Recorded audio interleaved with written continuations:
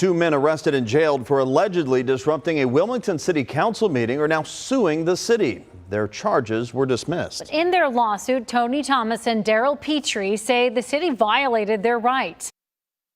All right, Tony. Put your hands on your back for me. Tony Thomas. It scared me. And Daryl Petrie. I'm going to jail too. Were arrested and jailed in April after Wilmington city officials claimed they committed the crime of disrupting a public meeting.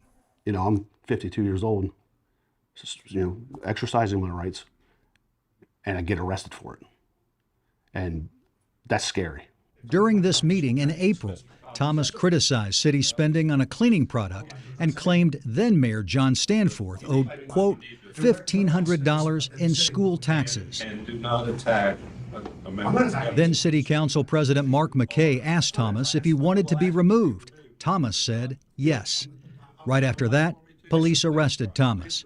Then Police Chief Ron Fithen issued this warning. If we want to continue this pattern, we will take you to jail each and every time. Minutes later, Petrie claimed the mayor had aided in the whitewashing of two murders.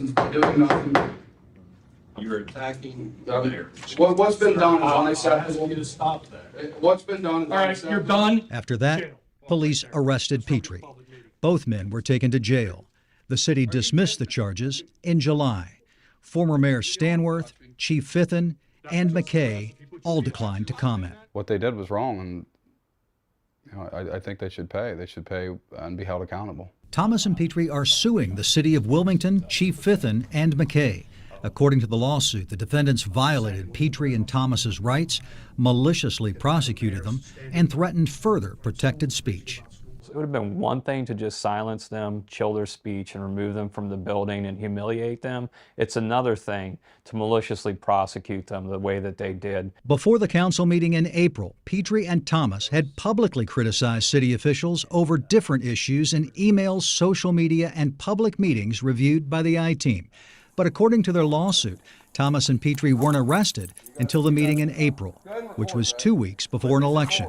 It was an election the mayor lost. McKay resigned as council president in June. Two Wilmington men who got arrested at a city council meeting settled their lawsuit against the city. The two men didn't show up to the council meeting Thursday night. They did tell me they will be back to council if they have something to say. They hope their case shows other local governments you can't silence the people. Two men who sued the city of Wilmington settled their lawsuit for nearly $300,000. The lawsuit filed in August said the city of Wilmington violated their First Amendment rights. As part of the settlement, Thomas and Petrie dismissed their claims. As you know, we're American citizens, and our rights were stripped from us so easily. And a room full of oath takers sat back and watched it and said nothing. Miller Novak said the city never admitted fault, but they don't care. He said the people can decide who was right and who was wrong. I asked the Wilmington City Council about this settlement. They told me no comment.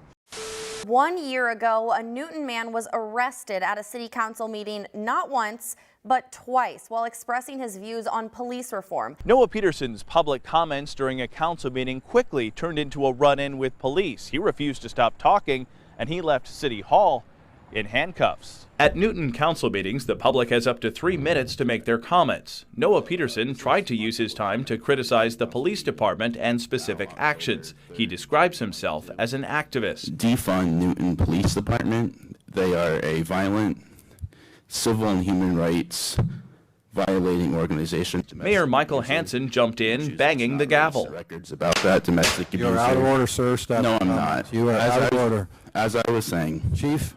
The back and forth continued until Peterson was ordered to be removed. Chief, escort this gentleman out of the chambers. As I was saying, reallocate funds from policing to actually help people with. Chief, escort this gentleman from the chambers. Don't touch me. Get your hands off me. Let's go. No, I'm speaking my 3-minute period. Okay. Your 3-minute period has ceased. It has not ceased. I have a right to criticize the government if I want to criticize the government. You are violating the city. You are violating the First Amendment, and you are violating the First Amendment. Arrest me then. He was arrested for disorderly conduct. Now, the council rules for the comment period state that people cannot include derogatory comments or statements about an individual. In a statement, Newton Police Chief Rob Burtis said Peterson was acting in a way that was deemed to be in violation of the stated rules for citizens. The police chief said Peterson refused directives by law enforcement to leave the podium. When we talked to Peterson Thursday, he said he would not willingly silence himself. What's the First Amendment for if not criticizing the government? And I think government can handle 3 minutes of criticism. And now he is suing the city with hopes to defend his freedom of speech. Noah Peterson was using his First Amendment right before being gavelled down by the mayor of Newton and later arrested. So after the first arrest, I decided, well, I'm going to go back again. I mean, I'm not going to let them stop me from speaking just because they don't like my words. After hearing about a 19-year-old man in the community who was arrested for a DUI despite his breath test showing all zeros, Peterson wrote the city council calling for reform. It's like, well, something has to be said, and they wouldn't respond to my emails, so I figured, well, let's just show up in person so they can't, at least they have to hear me then. However, 2 arrests later, he decided to act on this issue again with the help of the Institute for Justice. You usually don't see it quite so blatant, to be perfectly honest.